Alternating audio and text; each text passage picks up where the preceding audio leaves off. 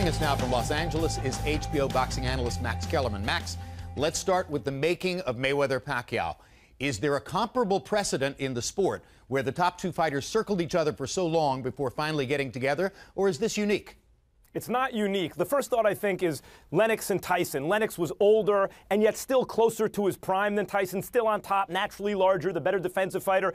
Tyson, the smaller, attacking fighter, maybe farther removed from his prime, even though he was younger. But Tyson wasn't really considered among the very best in the world anymore, as Pacquiao still is. I think the precedent is Hagler and Leonard. Sugar Ray Leonard and Marvin Hagler were the best fighters in the world. It was the super fight, and Sugar Ray Leonard bided his time and waited till he felt Hagler had slowed down enough and was ripe for the picking. And at that point, Leonard fought him.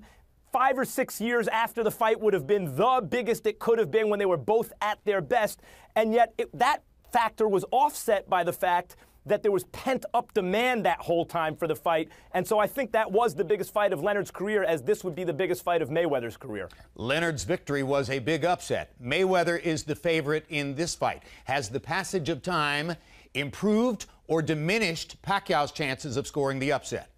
I think pretty clearly diminished. I don't know if it would have been much of an upset 5, 6 years ago had Pacquiao won. Look, at the time, Mayweather had beaten De La Hoya in a tough fight. He had beaten Ricky Hatton, knocked him out. Pacquiao obliterated De La Hoya, destroyed, YouTubed Hatton. The way that Marquez YouTubed Pacquiao, and we all think of that as the knockout now, that's the way we were thinking of Pacquiao's knockout of Hatton. And then Pacquiao destroyed Miguel Cotto at that time, a guy who Mayweather hadn't fought yet. So at that moment, when we were really going crazy for that fight, that was considered a pick'em fight. Probably Mayweather still is the favorite, but not the prohibitive favorite that he's turned into since then, because Pacquiao not only was knocked out by Marquez, but hasn't scored a knockout himself in over 5 years, and he's a pressure knockout fighter. What are your thoughts about the return of boxing to commercial television, most particularly the primetime NBC doubleheader that featured Keith Thurman and Adrian Broner March 7?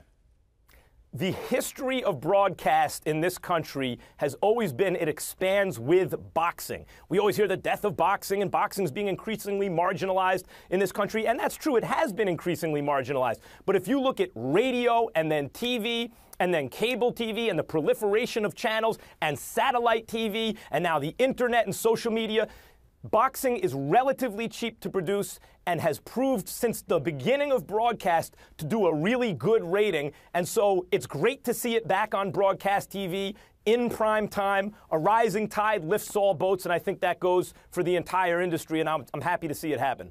Right now we have two divisions in boxing where a lineal champion is standing by and watching while a knockout artist is capturing all of the public attention. So, will Adonis Stevenson ever fight Sergey Kovalev?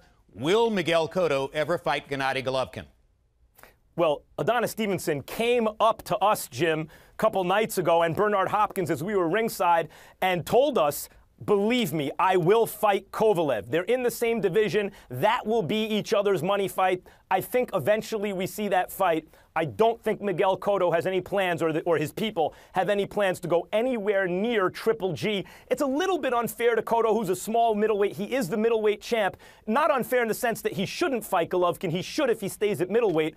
But a lot of the sense that Golovkin is being ducked predates Cotto's reign. It goes to Sergio Martinez's reign. So Cotto's now the second lineal champion consecutively who just has seemed to not want any part of Triple G, and he's getting the brunt of the blame there. I don't think he fights Triple G. Thank you very much, and I'll see you soon, Max. Thanks, Jim.